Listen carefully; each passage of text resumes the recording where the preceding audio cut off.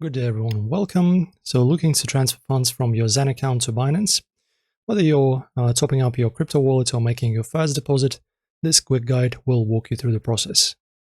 So firstly guys, you need to of course open your Binance account and click on buy crypto, then select deposit fiat.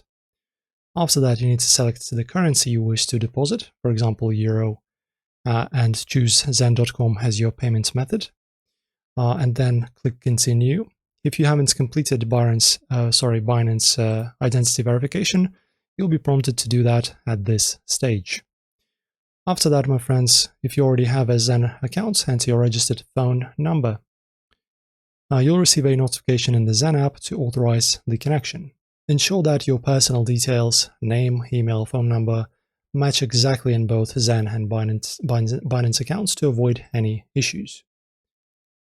And that's pretty much it. Now you can finalize the deposit within the Zen payments window using your Zen wallet balance or by adding funds through supported payment methods. After completing the payment, wait for the deposit to be processed.